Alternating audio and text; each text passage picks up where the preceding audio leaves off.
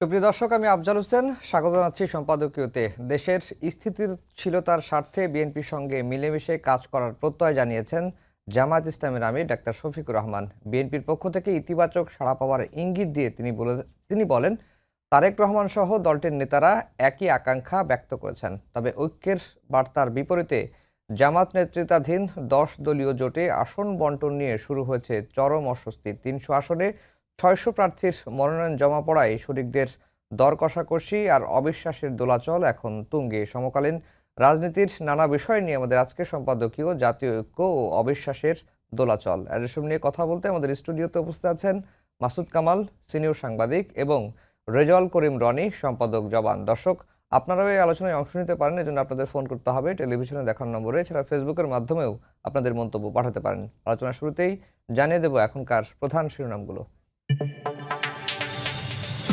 বেগম খালেদা জিয়ার প্রতি শ্রদ্ধা জানাতে সমাধিস্থলে মানুষের ঢল, কবর জিয়ারত করলেন স্বজনরাও। গুলশানের আজাদ মসজিদে বিশেষ দোয়ায় অংশ নিলেন তারেক রহমান।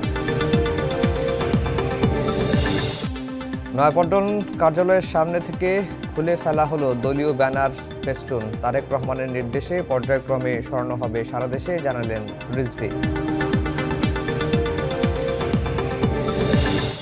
সারা দেশে মনোনয়নপত্র যাচাই বাছাইয়ের ব্যস্ততা। জামায়াত নেতা আজাদ ও নাগরিক ঐক্যের মান্নার প্রার্থিতা বাদ পড়লেও সুযোগ পাবেন আপিলের।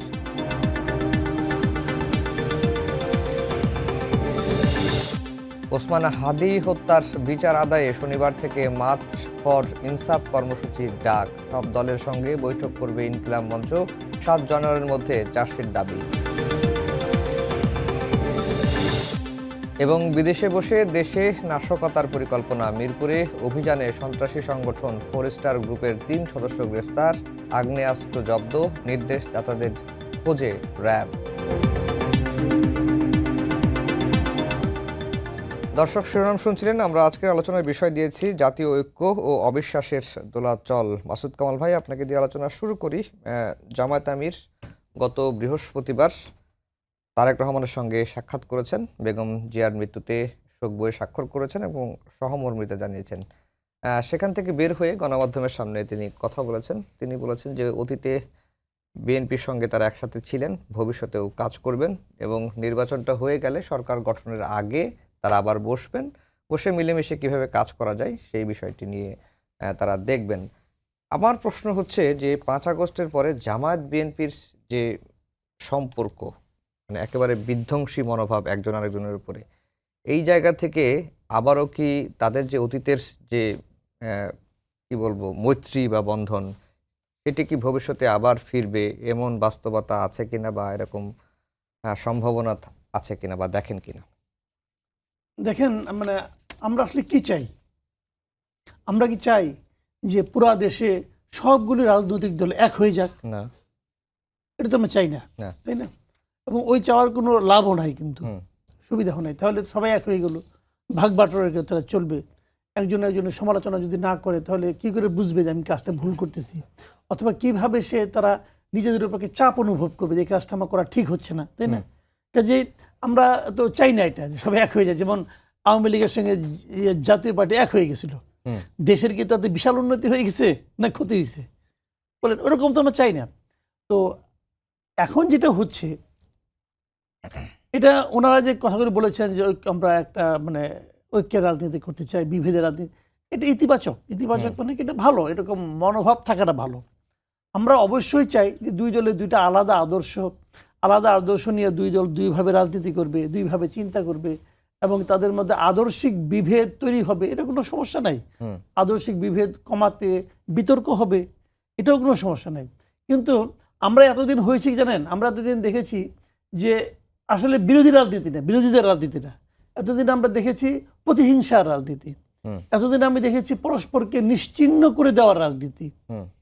ওই প্রতিহিংসা রাজনীতি এবং পরস্পরকে নিশ্চিহ্ন করে দেওয়ার যে রাজনীতি, সেখান থেকে আমরা মুক্তি চাই। কিন্তু আমরা পাশাপাশি একটা শক্তিশালী বিরোধী দল চাই। সেটা যদি আমরা পাই তাহলে আমরা মনে করি একটা গণতান্ত্রিক পরিবেশ তৈরি হয়েছে। আর তা না হলে আমি আপনার পিঠ চুলকে দিলাম, আপনি আমার পিঠ চুলকে দিলেন, এটা কোনো গণতান্ত্রিক পরিবেশ না, এটা হলো কবরের নিস্তব্ধতা। ওইটা আমরা তো আমাদের দরকার নাই, ওই শান্তি আমরা চাই না। তো সেক্ষেত্রে এখন এখানে জামাতের যিনি গিয়েছেন, জামাতের আমির যে আপনার বিএনপির ভারপ্রাপ্ত চেয়ারপারসনের কাছে গিয়েছেন, এটা তারা তো একসময় একসঙ্গে ছিলেন, কিন্তু উনি তো গিয়েছেন রাজনৈতিক আলাপ করার জন্য না। উনি গিয়েছেন একজন সদ্য মাতৃহারা মানে পুত্রকে সান্ত্বনা দেওয়ার জন্য এবং তাদের দলের যে তাদের প্রতি কি ফিলিং সেটা ইনফর্ম করার জন্য।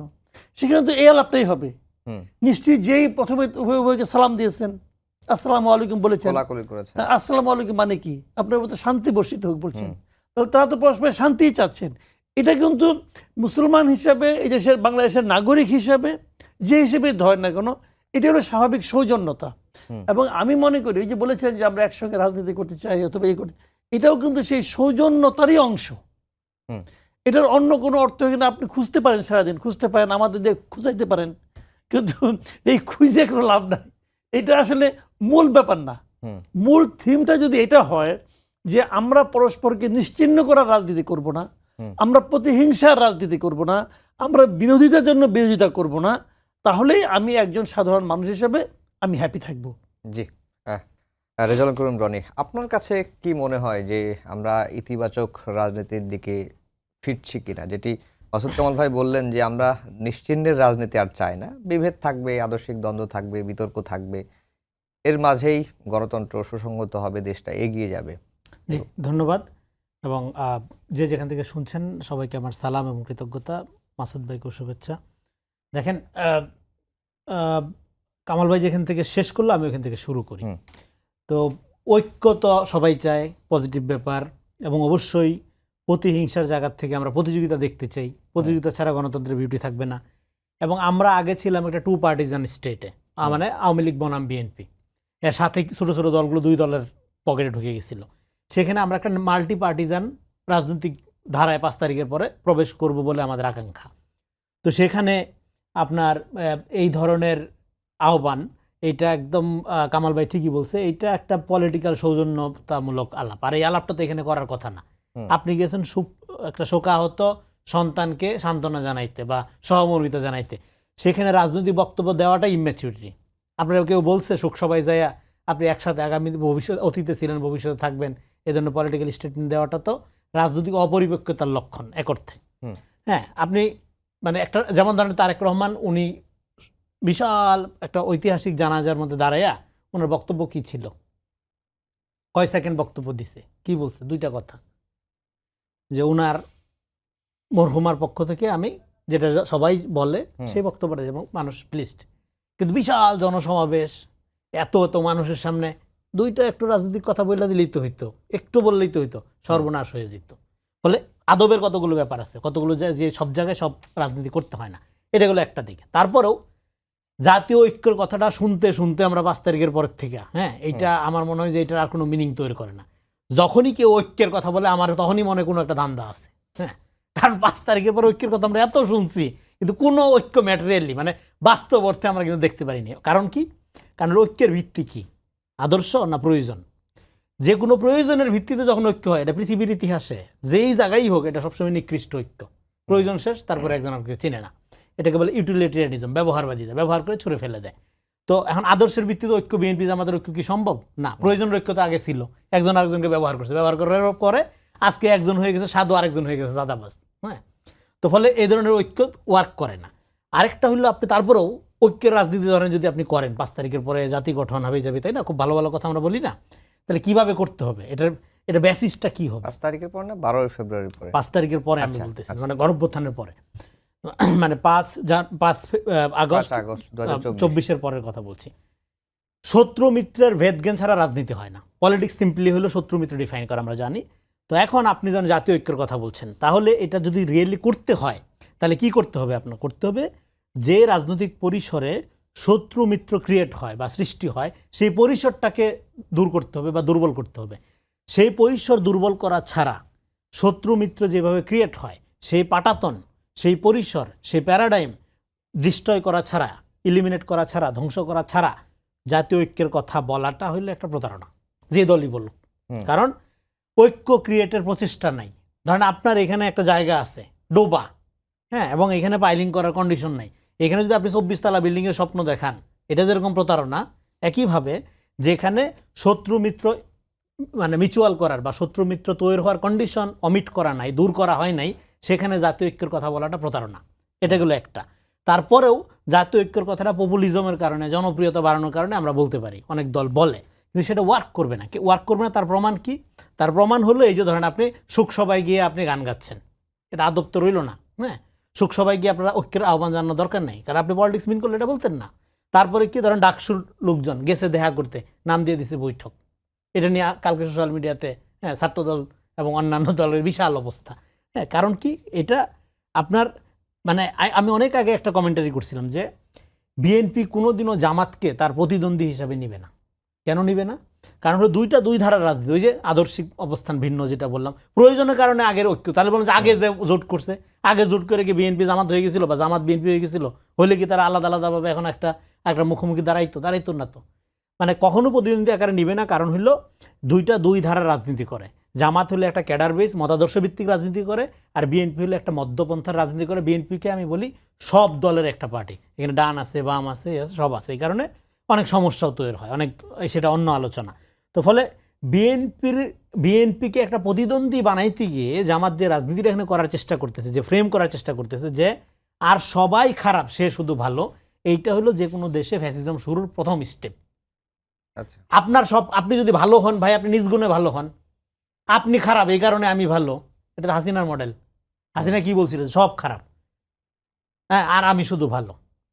তো আপনি যখন ভালো খারাপ এইভাবে সমাজকে বিভক্ত করে ফেলেন, তখন ফ্যাসিজমের শুরু হয়। এবং আপনার কর্মীগুলো এতটাই ডেসপারেট হয়ে ওঠে, যেমন 5 তারিখের পরে আপনি যদি জামাতের সমালোচনা করেন, তাহলে আপনি নিরপেক্ষ না। আপনার নিরপেক্ষ হওয়ার শর্ত হলো জামাতের প্রশংসা করতে হবে। যে কাজ তুমি প্রশংসা করো নাই, সেখানেও করতে হবে। একই কাজ যদি ধরেন বিএনপি করে, সেটা খুব খারাপ, বা এনসিপি করলে খুব খারাপ, বা আগে মানে এনসিপি জোট হওয়ার আগে তো খুবই খারাপ ছিল, এখন ভালো হয়ে গেছে। তো আপনার কিন্তু আপনি করলে খুব খারাপ। জি, এখন প্রশ্নটা হচ্ছে যে তাহলে জামাত কি স্বার্থের কারণেই ঐক্যের কথা বলছে কিনা, এটি আপনি এই প্রশ্নটা করে রাখলাম। আমি আবার আসবো মাসুদ কামাল ভাইয়ের কাছে। মাসুদ কামাল ভাই, যেটি রনি ভাই বলছিলেন যে বিএনপি কখনোই জামাতকে তাদের প্রতিদ্বন্দ্বী মনে করে না, আর যেটি তাকে প্রশ্ন করলাম এখন, যে স্বার্থের কারণে যদি কোনো ঐক্য হয় সেটি হচ্ছে নিকৃষ্ট ঐক্য। তাহলে বিএনপি জাতীয় সরকারের কথা বলছে, জামাতও জাতীয় সরকারের কথা বলছে, এর মধ্যে কি একটা স্বার্থের ঐক্যের কোনো মানে আভাস মিলছে কিনা? না, জাতীয় ঐক্য মানে কি? জাতীয় ঐক্য মানে দেখেন, এটা খুব ইন্টারেস্টিং। কিন্তু জাতি আসলে কারা? জাতি বলতে সব দল, সব দল না। এখন বিএনপি যদি বলে যে আমার সঙ্গে যারা আছে তাদের নিয়ে ঐক্য করাটাই জাতীয় ঐক্য, তারা তো তাই বলছে আসলে। জামাত যখন জাতীয় ঐক্যের কথা বলে, তাদের সেই ঐক্যে কি জুনায়েদ সাকি আছে? জুনায়েদ সাকি কি ওনাদের যে জাতি, সেই জাতির মধ্যে আছে? নাই রে ভাই। আবার বিএনপি যখন ঐক্যের কথা বলে, তাদের সেই ঐক্যে কি মামুনুল হক আছে? থাকলে তো মামুনুল হক এখানে আসতো, তাকে তো দেয় নাই তারা। কাজে এই জাতীয় ঐক্য যখন বলে, তখন কিন্তু আমার লোকগুলিকে নিয়ে ঐক্যটাই জাতীয় ঐক্য। আচ্ছা, আপনি জাতীয় ঐক্য কথা বলেন, এখানে কি আওয়ামী লীগ আছে? আওয়ামী লীগ কি জাতির অংশ না? দুষ্ট অংশ মানলাম, দুষ্ট, খুব দুষ্ট, কিন্তু সে কি জাতির অংশ কিনা সেটা বলেন আপনি। তাহলে জাতীয় ঐক্য শব্দটাই আসলে একটা মন ভুলানো কথা। আসলে এটা জাতীয় ঐক্য না, আমাদের বন্ধু বান্ধব নিয়ে ঐক্য, এটা হলো গিয়ে ঐক্য। এটাই কিন্তু তারা জাতীয় ঐক্য হিসেবে ডিফাইন করতেছে। সবাই মিলেই যদি দেশটাকে সামনের দিকে এগিয়ে নেওয়ার কথা বলছেন, যে সবাই ভাই, মূল কথাটা আমি বলি আপনাকে। মূল কথা হলো জানেন, এই জন্য যে একাধিক দল, একাধিক রাজনৈতিক দল, একাধিক প্রতীক, এই জন্যই তো আলাদা আলাদাভাবে তারা চিন্তা করবে। বাট প্রশ্নটা হলো কি, ওই যে যেটা বললাম, যে বিরোধী দল থাকবে, বিরোধী দল বিরোধিতা করবে, সব কাজে বিরোধিতা করবে না। মানে এই দুইটা দল মনে করেন, দুই দলের কোনো কিছুই কি মিল নাই?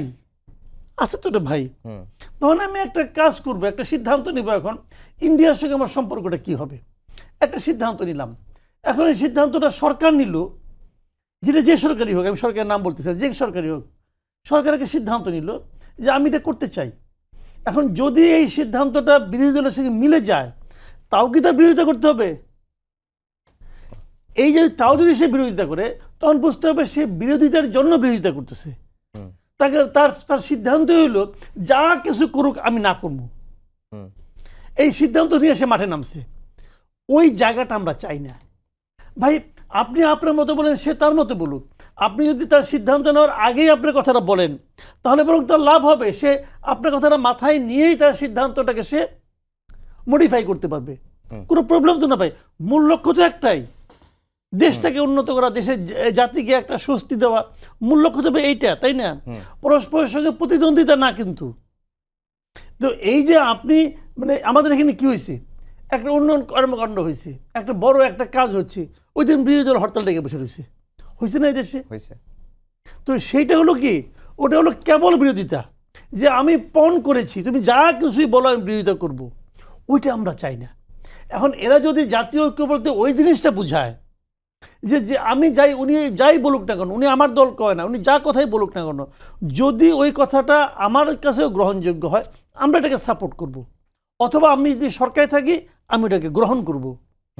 নট নেসেসারিলি যে আমারই আগে মনে পড়তে হবে। আপনি বলতেই পারেন আপনার কথা পছন্দ হয়েছে আমার, আমি নিয়ে নেব আপনার কথাটা, কোনো প্রবলেম তো নাই।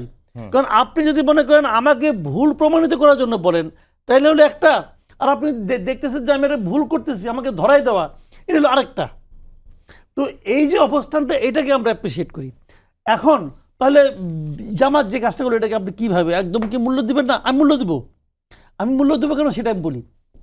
ধরেন জামাতের সঙ্গে আর আমরা কি দেখে আসছি বেয়ার দিন, সরকারি দল এবং প্রধান বিরোধী দল, এদের টকিং টার্ম নাই। এটা তো আমরা দেখে আসছি, কথাই বলে না, পারলে তারা শেষ করে দেয়, এই তো ছিল মানসিকতাটা।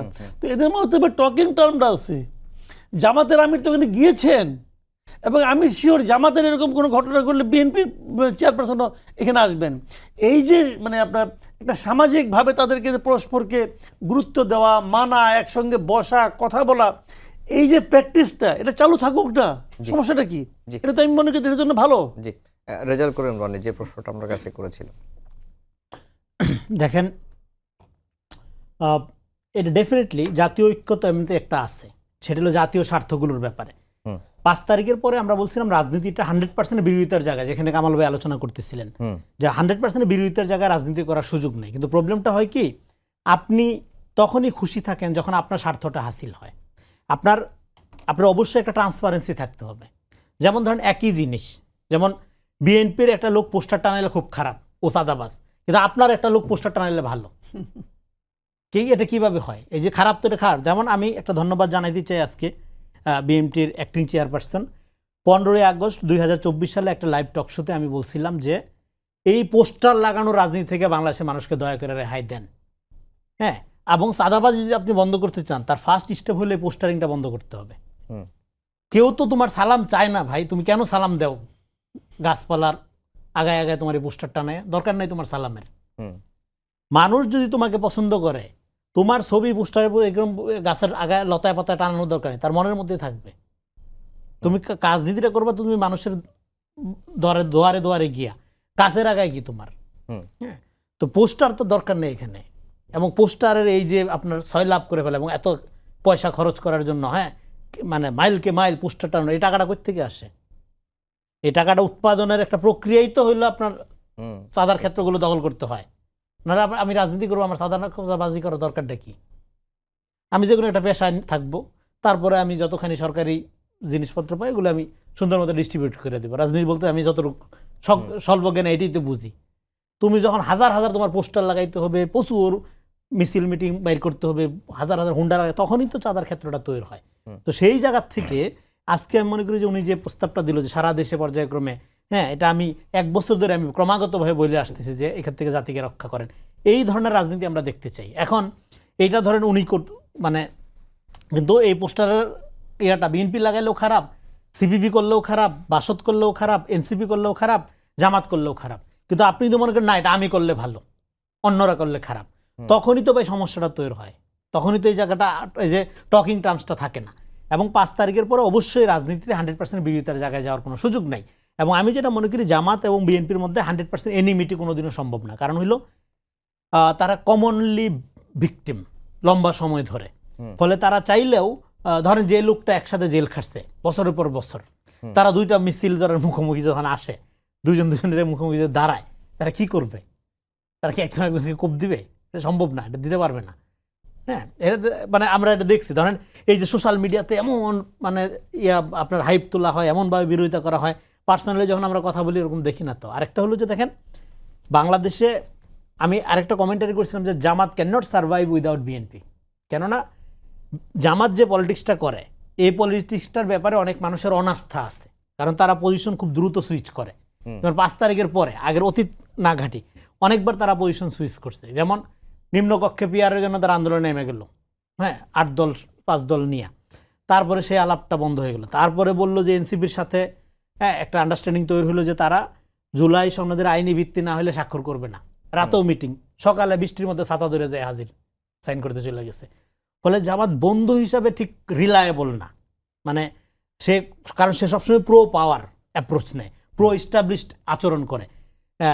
ফলে তার আসলে আপনার এমন একটা মিত্র দরকার জামাতের যার মধ্যে প্রচুর স্পেস আছে, যার মধ্যে প্রচুর চোরবাটপাট ঢুকে যাওয়ার ক্ষেত্র আছে। এটা হলো বিএনপি।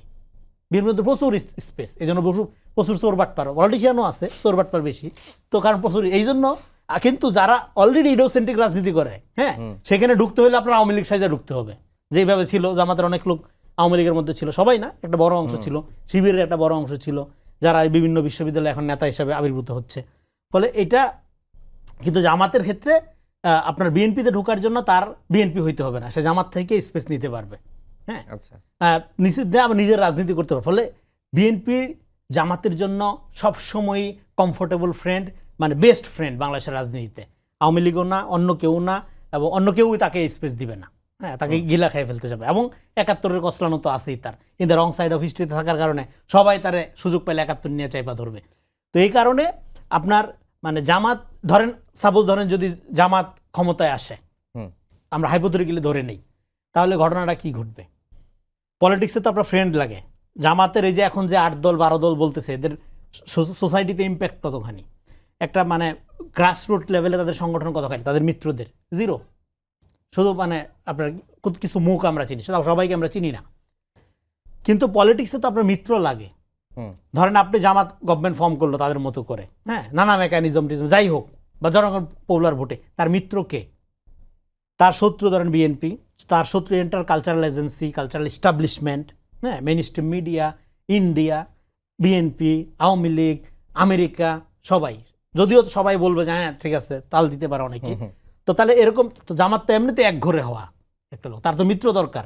ফলে মিত্রের দিক থেকে বিএনপি অলওয়েজ বেস্ট মিত্র জামাতের। এটা জামাতের রাজনীতিবিদরা, মানে সোশ্যাল মিডিয়াতে যত যাই হোক, যারা রাজনীতি করে তারা এটা বুঝে যে বিএনপির সাথে একটা টকিং টার্মস যদি সে না রাখে তাহলে সে যে কোনো সময় বিপদে পড়তে পারে। জি, মাসুদ কামাল ভাই, যেটি রনি ভাই অনেক কথাই বললেন, বিএনপি আসলে জামাতের জন্য বেস্ট বন্ধু বা মিত্র, তবে বন্ধু হিসেবে জামাত রিলায়েবল না।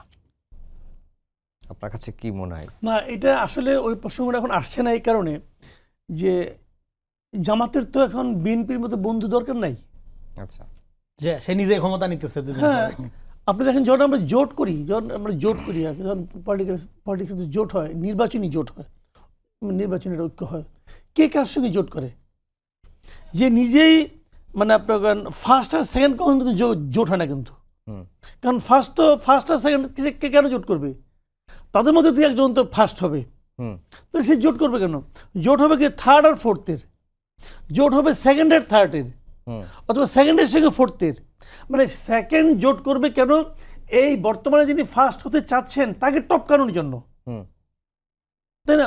এখন বিএনপি আর জামাত তো ফার্স্ট আর সেকেন্ড, এখানে জোট হওয়ার তো কোনো সুযোগই নেই। যেমন আওয়ামী লীগ কী করেছিল? জাতীয় পার্টির সঙ্গে জোট করছিল কেন? বিএনপি যাতে না আসতে পারে, বিএনপিকে ফেরানোর জন্য তারা আরেকটু শক্তি সঞ্চয় করছিল। এই তো এখন যার সঙ্গে জোট হচ্ছে সে কিন্তু নিঃসন্দেহে তার চেয়ে অনেক কম শক্তির, কিন্তু তাকে নিয়ে ওই সামান্য গ্যাপটুকু সে কভার করতে চায়। কাজে যতক্ষণ পর্যন্ত মার্কেটে আওয়ামী লীগ না আসতেছে ততক্ষণ পর্যন্ত বিএনপির সঙ্গে তো জামাতের জোট করার কোনো প্রয়োজনই নাই। আচ্ছা, জামাত তো এখন কারো সহকারী হতে চায় না, জামাত নিজেই এখন ড্রাইভিং সিটে যেয়ে বসতে চায়, এবং ড্রাইভিং সিটে বসার জন্য সে বাদ বাকি সবাইকে একত্র করতেছে, হরে ধরে একত্র করতেছে। হরে ধরে করতেছে না, আপনি দেখেন জামাতের সঙ্গে ইসলামী আন্দোলন আদর্শিক কোনো মিল আছে? আপনি এই চরমনাইয়ের পীর সাহেবের কমপক্ষে 10টা ভিডিও পাবেন যে জামাতকে সে ধুয়ে দিছে, কাফেরও বলছে। হ্যাঁ এটা কোনো ইসলামই না বলছে। তো তার সঙ্গে যে জামাত করতেছে, জামাত এক হিন্দু ভদ্রলোককে নিয়ে আসছে, হিন্দু ভদ্রলোককে শরিয়া আইন কায়েম করার জন্য আসতেছে। না কেন আনতেছে?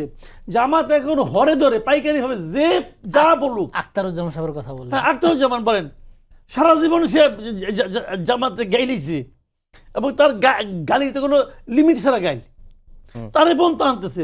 মানে যে আসো আসো খেলে আসো, আমার দুয়ার খোলা। কালকে তিনি কি বলতেছে যে আওয়ামী লীগের লোকজন আসো, তাদেরকে আমরা দেখবো। মানে এইটা কেন ভাই? এটা আদর্শিক কারণে? নো, ওই স্টিয়ারিংটা মধ্যে আমি যে বসতে চাই, গাড়ি আমি চালাবো ভাই, এবং এই জন্য তুমি আমার যাও লোক দাও।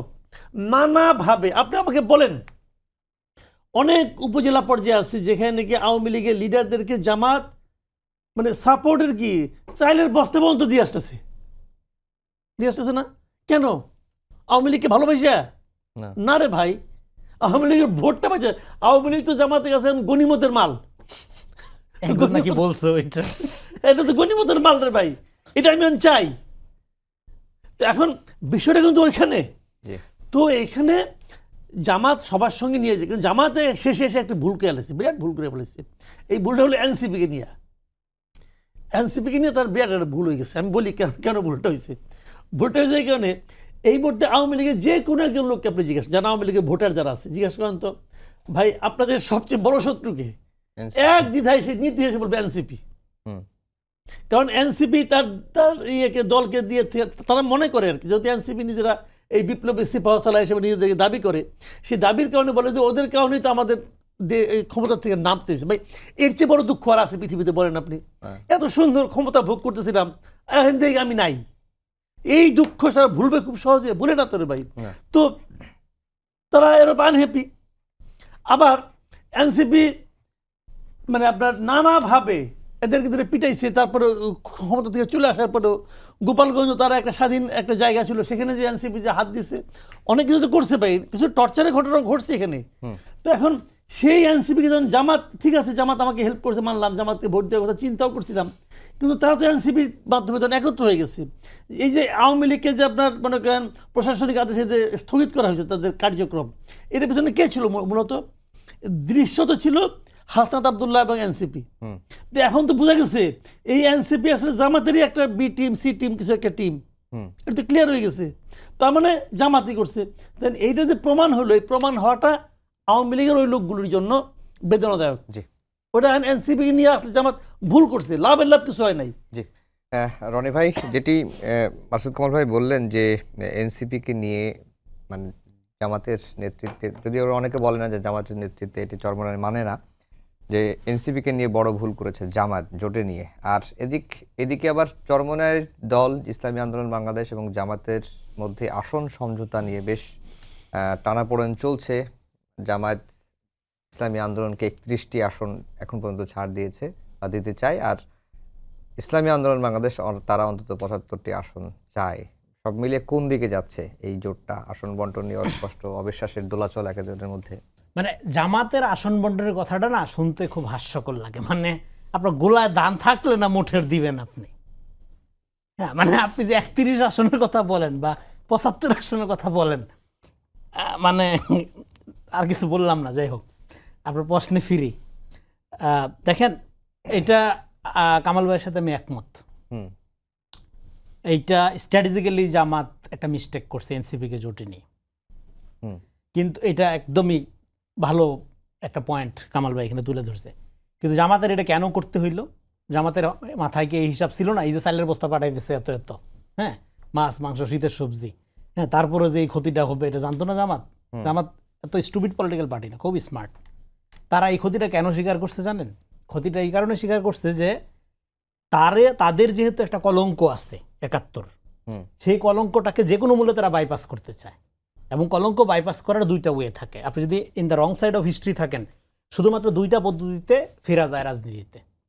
এক হলো নিঃশর্তভাবে ক্ষমা চেয়া এবং ক্ষমা এবং বিচারের মধ্য দিয়া ক্ষতিপূরণ আদায় করে হইয়া, আর হইল যে ইভেন্ট আপনাকে পিছনে ফেলাই দিছে, মানে যে আপনাকে বিরোধী বানাই দিছে বা আপনাকে পরাজিত করছে, তার চেয়ে বড় একটা ঘটনা বা ইভেন্ট ঘটাইয়া নিজেকে বিজয়ী করা। হয় 71-এর চেয়ে বড় একটা ইভেন্ট ঘটাইতে হবে, একটা বিপ্লব করতে হবে জামাত ইসলামকে, যেখান থেকে তার নিজের ইতিহাস সে শুরু করবে, অথবা তাকে 71-এর প্রশ্নে ক্ষমা মুখে মুখে চাওয়া না, তাকে ক্ষতিপূরণ দেওয়ার মধ্য দিয়ে উদ্যোগ নিতে হবে একদম ডোর টু ডোর, যেটা মিনিং ক্রিয়েট করবে যে সে রিয়েলি এই ক্ষমাটা মিন করে। এটা র্যাটরিক্স না, মুখের বয়ানা হইলে হবে না। হ্যাঁ, তো মানে যে ভুক্তভোগী তাকে এটা আপনার ক্ষতিপূরণ আদায়ের মধ্যে দিয়ে ক্ষমার প্রক্রিয়া আছে, এগুলো নিয়ে সারা দুনিয়াতে অনেক কাজ টাজ হয়েছে। তো ফলে এই দুইটা প্রক্রিয়া ছাড়া আপনার, কারণ যে দেশটার ক্রিয়েশনের আপনি বিরুদ্ধে ছিলেন, এখন আপনি তার ক্ষমতায় যেতে চান, লোকটা আপনি যতই ভালো, আমি জামাতের কোনো সমালোচনা এই ধরনের আমি করছি না, আমি ধরেন একটা সাধারণ নাগরিক, এটা খটকা লাগবে, কারণ ন্যাশনাল হিস্ট্রি এই পরম্পরাটা মানুষ ভুলবে না, এটা জেনারেশন টু জেনারেশন গল্পের মধ্য দিয়ে মানুষ এইভাবে বলে। কারণ আপনি মানে জাতি ক্রিয়েট করা, এটা মুখের কথা না ভাইয়া, এটা আর কোনোদিন পৃথিবীতে ফেরত আসবে না এই ঘটনা। তো ফলে ওই সময় যেহেতু আপনি একটা রং সাইডে চলে গেছিলেন, ফলে এইখানে আপনার জন্য রাজনীতি করা ডিফিকাল্ট, কারণ আপনার ট্রাস্টটাও কখনো অর্জন হবে না, মানুষ আপনাকে ট্রাস্ট করে, আপনি যতই চাইলের বস্তা পাঠান অসুবিধা নেই, চাইল খাইয়া ভাত খাইয়া ভুলা যাবে। তো ফলে এই জন্য তার এই গণ অভ্যুত্থানের সেই যে ক্রেডিটটা দাবি করতেছিল, যেমন 24-এর একমাত্র সে আপনার ঠিকাদার আর সব হইল বাটপার, এরকম একটা ন্যারেশন তৈরি হয়ে গেল না, যে 24-এর আর কেউ অভ্যুত্থান ধারণ করে না, আর কেউ সংস্কার চায় না, আর কেউ এটা চায় না, সে একমাত্র চায়। এই জায়গাটা ক্যাপচার করার জন্য এনসিপিকে তার দরকার ছিল, এটা হলো তার লাভের লাভ। কিন্তু এটা হবে না, কেন হবে না? 71-এর ক্ষেত্রে 71 একটা জনযুদ্ধ ছিল, আওয়ামী লীগ ডেফিনেটলি আওয়ামী লীগের নেতৃত্বে যুদ্ধ হয়েছে, শেখ মুজিব মহান নেতা 71-এর আগে পরে, সেটা আমরা জানি। কিন্তু এটা যখন আওয়ামী লীগ এটা তার দলীয় বয়ান বানাই ফেললো, মানুষ কিন্তু এখান থেকে আস্থা হারাই ফেলছে। 71-এর চেতনাটা খোদ গণবিরুদ্ধ হয়ে উঠতেছিল পুরো পিরিয়ডটা। একইভাবে 24টাও এটা হলো গণ অভ্যুত্থান, নির্দলীয়, অদলীয়, শ্রমিক, হকার, হ্যাঁ, আপনার প্রাইভেট ইউনিভার্সিটি, এলিট, মধ্যবিত্ত, ফকির সব নামছে, কোনো দলীয় ব্যানার এখানে ছিল না। ফলে এটাকে আপনি যখন একটা দলীয় বয়ানের মধ্য দিয়ে আইনা আপনি নিজে একমাত্র জুলাইয়ের ক্রেডিট দাতা, হ্যাঁ, মানে ক্রেডিট দাবিকারী, আর বাকিগুলো এটা ইয়ানা একটা কাউমি মডেল, এটাও মানুষ বিশ্বাস করবে না এবং এটা পরাজিত হবে। একেবারে শেষের দিকে চলে আসছি, তো ফলে এখানে শেষ করে এই পয়েন্টটা বলে, ফলে এদিক থেকে এনসিপির জন্য এটা দুই দিক থেকে এটা ডিজাস্টার হয়েছে। এক হলো জামাতের দিক থেকে, কামাল ভাই যেটা বললো এটা একটা পয়েন্ট, আমি যেটা যোগ করলাম এটাও আরেকটা পয়েন্ট, এটাও সফল হবে না, এটা তারা চেষ্টা করবে, হ্যাঁ, এটা ওভারটার্ম করার 71-এর সাথে, এটা হবে না। আর মাঝখান থেকে ক্ষতিগ্রস্ত হয়েছে এনসিপি। এনসিপির জন্য যেটা দরকার ছিল, দুইটা বড় দল আন্ডারস্ট্যান্ডিংয়ের ভিত্তিতে তাকে যদি একটা স্পেস ক্রিয়েট করে দিত, যেহেতু সে গণঅভ্যুত্থানের শক্তি, এবং এটা খুবই রাইটলি বলছে কামাল ভাই, আওয়ামী লীগের একমাত্র আপনার ধরেন যে চরম ঘৃণার পাত্র বা মানে থ্রেট এনসিপি, ফলে এটাকে স্পেস করার দায়িত্বটা দুইটা দল নিতে পারত। ছোট্ট একটা বিষয় একটু টাচ করে যেতে চাই, সেটা হচ্ছে যে বিএনপির গঠনতন্ত্র অনুযায়ী এখন দলের চেয়ারপারসন তারেক রহমান হচ্ছেন, এটি অনেকটা নিশ্চিত। তার প্রতি মানুষের উচ্চ আকাঙ্ক্ষা আছে, শুধুমাত্র দল না, অন্য মানুষরাও তার প্রতি উচ্চ আকাঙ্ক্ষা পোষণ করছেন, তিনি দেশকে ভালো কিছু দেবেন। তার সামনে আসলে চ্যালেঞ্জ কি, 1 মিনিটে যদি বলতেন খালি চ্যালেঞ্জগুলোর পয়েন্ট আকারে। তার জন্য চ্যালেঞ্জ হলো আসলে, যেমন ধরেন 1 নম্বর চ্যালেঞ্জ হলো তাকে মানুষ যে বিপুল ভালোবাসা দিচ্ছে, এই ভালোবাসা উনি বয়ে নিতে পারবেন কিনা, এটা একটা চ্যালেঞ্জ কিন্তু। আর তার মা মারা গেছেন, তার মা আসলে কি করেছেন, ভালো মন্দ অনেক কিছুই করেছেন, মানুষের কিন্তু মন্দগুলি মনে নাই, ভালোগুলি মনে আছে, এবং ভালোগুলো বাড়তে বাড়তে মানুষের এমন একটা জায়গায় যে পৌঁছে, ওই জায়গায় উনি যেতে পারবেন কিনা, এটা একটা ইম্পর্টেন্ট। আর যেটা সবচেয়ে বড় চ্যালেঞ্জ, সামনে নির্বাচনে দলকে ঐক্যবদ্ধ রাখা, এবং একদম প্রত্যন্ত অঞ্চলে বিএনপির যে বদনামগুলি হয়ে গেছে, বিভিন্ন জায়গায় মামলা মোকদ্দমা গণমামলা আছে না, এইগুলিকে উনি ওখান থেকে কীভাবে বের করে আসবেন। আমি একটা সরাসরি পরামর্শ দেব, এই যত গণমামলা আছে এগুলি প্রত্যাহার করেন, দেখবেন যে বিএনপি কোথায় চলে যায়। জি, আমি কামাল ভাইয়ের সাথে একমত, এবং সেখানে আরেকটা জিনিস বলবো, উনাকে বিএনপির ব্যাপারে চিন্তা করা বাদ দিতে হবে, জাতির ব্যাপারে চিন্তাটা বাড়াইতে হবে, জাতীয় নেতা হিসেবে আবির্ভূত হবে। যে যত কথাই বলুক, এই মুহূর্তে বাংলাদেশে তারেক রহমানকে এত বেশি দরকার, কারণ এখানে আমরা কোনোরকম কোনো ইডিওসেন্ট্রিক মতাদর্শ ভিত্তিক চরমপন্থা দেখতে চাই না, আমরা একটা মধ্যপন্থা রাজনীতি দেখতে চাই, নাগরিক ভিত্তিক রাজনীতি দেখতে চাই। সেই রাজনীতির জন্য আপনার সিদ্ধান্ত নিতে হবে ওনাকে, যে বিএনপির প্রতিনিধিত্ব কে করবে, ওই লোকাল বাটপার চাঁদাবাজটা নাকি তারেক রহমান। তারেক রহমান যদি বিএনপির প্রতিনিধিত্ব করে, উনি জনগণের যে বিপুল ভালোবাসা এবং বিপুল আকাঙ্ক্ষার মধ্য দিয়ে উনি এসছে, এবং সেই আকাঙ্ক্ষাটা ওনার পক্ষেও একা পূরণ করা সম্ভব না। সেই আকাঙ্ক্ষা পূরণের জন্য জনগণকে ওনার সাথে নিতে হবে, নট নেতাকর্মী। বিএনপি অনেক বড় দল, হ্যাঁ, এত বড় দল দরকার নেই অনেক সময়, হ্যাঁ, ফলে জনগণকে ওনার সাথে নেওয়ার যে প্রক্রিয়াটা, এটা ওনার শুরু করতে হবে। মানে ক্ষমতার সাথে জনগণের সম্পর্ক স্থাপনিত কাজ, হ্যাঁ, সেক্ষেত্রে দল অনেক সময় প্রতিবন্ধক হয়। হ্যাঁ, এইটাকে কাটায় ওঠার প্রক্রিয়া, এবং ওনাকে যেটা করতে হবে, একটা নেতা কিন্তু কিছুই না, একজন নেতা বলে আবেগ, ইমপ্রেশন, তাকে কাজ করতে হবে তার অ্যাসোসিয়েশনের মধ্যে দিয়ে, তাকে একটা রাইট অ্যাসোসিয়েশন যারা তাকে রিপ্রেজেন্ট করবে, ওইটা ওনাকে খুবই গুরুত্ব দিয়ে ঠিক করতে পারতে হবে যে উনার স্পিরিট ধরেন খুব সুন্দর, উনি ভালো চাই। যেমন সারা দেশে পোস্টার, আমি এত খুশি হয়েছি পোস্টার সরানোর এই দাবিটা দাও, এতে অনেক সমস্যার সমাধান হবে, কিন্তু এটা ওনাকে করতে হবে আন্তরিকভাবে। ধন্যবাদ জানিয়ে শেষ করছি আমাদের আজকের সম্পাদকীয়। আগামীকাল আবারও দেখা হবে একই সময়ে। শুভরাত্রি।